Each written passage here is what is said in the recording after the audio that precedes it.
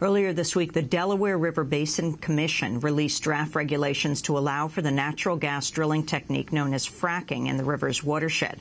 The commission's expected to vote on the rules on November 21st. With one seat on the commission, the White House may cast the deciding vote. The states of New York, Pennsylvania, New Jersey, and Delaware also each have a representative on the board. In a moment, we'll be joined by the film director and activist Josh Fox, who made the Academy Award-nominated film Gasland. But first, let's turn to his new short web video about this upcoming vote.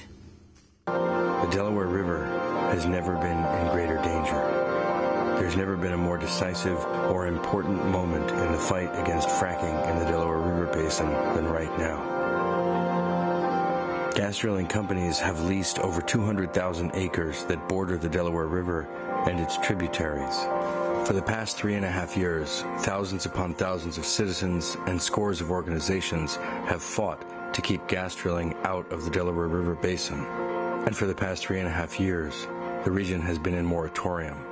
On November 21st, all that could change. All in favor? Aye. On November 21st, the Delaware River Basin Commission will decide whether or not to end that moratorium and pass a plan that would allow for 20,000 gas wells in the Delaware River Basin. The Upper Delaware is one of the Northeast's most important watershed areas, providing clean water to Trenton, Philadelphia, southern New Jersey, and it is part of the interconnected watershed system that provides water to New York City, altogether providing water to 15 million people.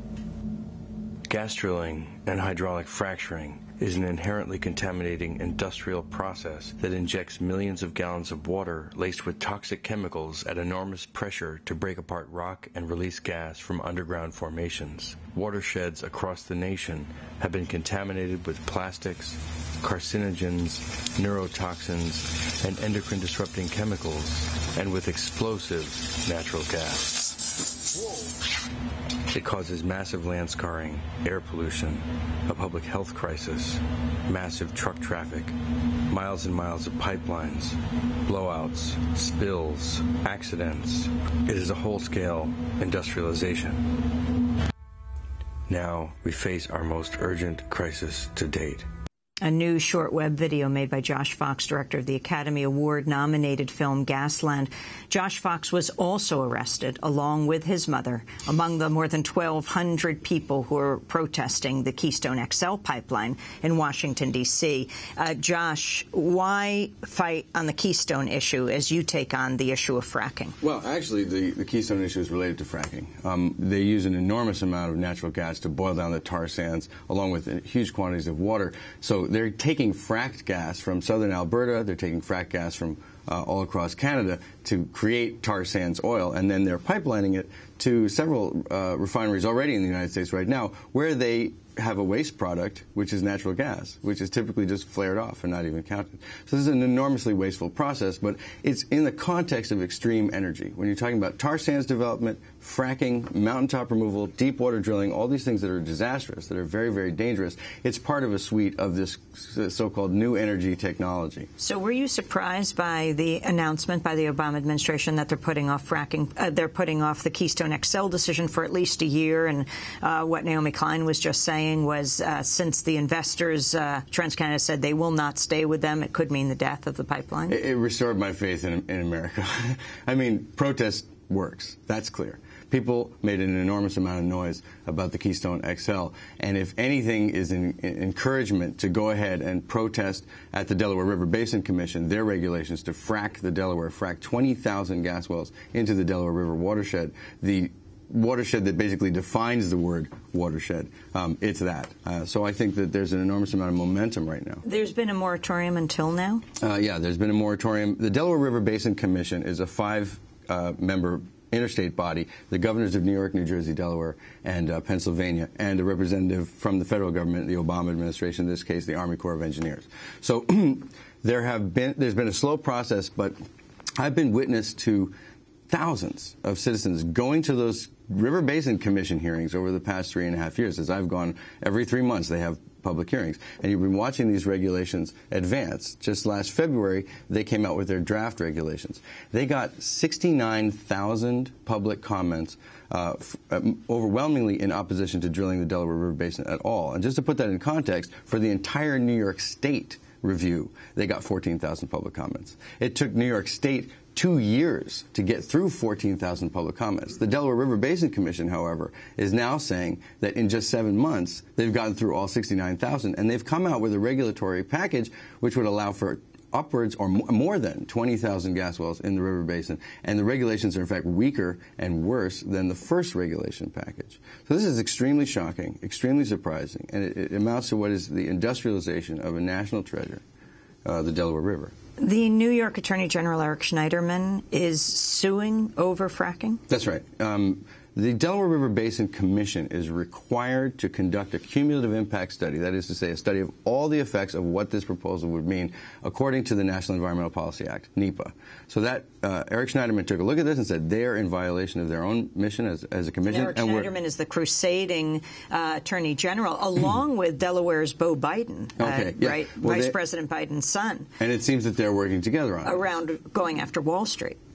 Okay. Well, and I know there's a conversation going on between Schneiderman and Beau Biden on the Delaware River Basin. However, it's crucial that the Obama administration, represented by the Army Corps, and the state of Delaware reject this proposal, reject these draft regulations. It's really coming down to those two votes. It's a 5-member commission, 3 out of 5 wins. New York has already stated that they're going to vote against the plan. Very surprising that they would come out and tell people.